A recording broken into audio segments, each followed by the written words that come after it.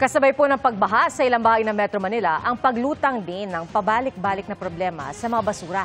At bagamat tinutugunan daw ito ng mga otoridad, ipinaalala na isang environmental advocacy group na responsibilidad ng lahat ang paglilinis ng kapaligiran. Nakatutok si Darlene Kai.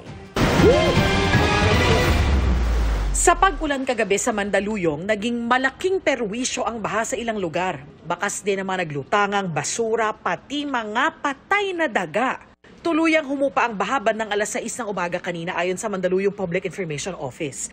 Hindi maikakailang na ulit sa Mandaluyong ang pagbaha sa Maynila at Quezon City kamakailan na nasisi sa pagbara ng mga basura sa mga daluyan dapat ng tubig ulan. Sa Quezon City, inaayos na raw ng LGU ang drainage system sa mga lansangan malapit sa Don Antonio at Batasan, bunsod ng naranasang baha sa Commonwealth Avenue. Sabi naman ng DPWH, tuloy-tuloy ang kanilang flood control project sa Metro Manila. Ngayon, ang instruction si Presidente is we have to find a holistic solution tubig baha ng Metro Manila. Yung kasi yung watershed natin ng Metro Manila is nasa Sierra Madre.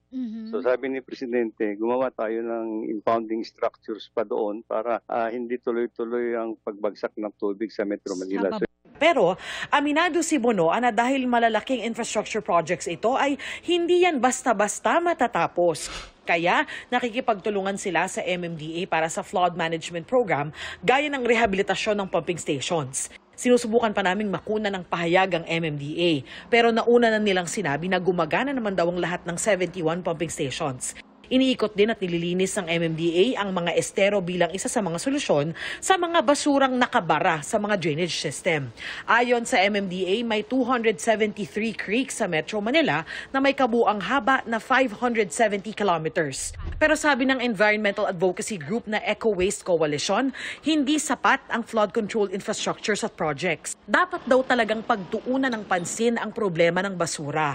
Ang solusyon ay hindi lang manggagaling sa gobyerno, pero kailangang pagtulungan ng bawat isa. Ay disiplina ng ating mga kababayan sa huwag na magtapong-tapong sa bahagi ng ating mga duty bearers, yung mga nakaupo sa gobyerno na nasa mga lokal, ipatupad kung ano yung nasasaad sa batas, magkaroon ng segregation of stores, magkaroon ng scheduled collection para hindi halo-halo. Magkaroon din ng linis, no? Yung mga drainage kasi yung isang source ng pagbabaha dahil hindi umaagos yung mga drainage natin. Para sa GMA Integrated News, Darlene Kai, nakatutok 24 oras.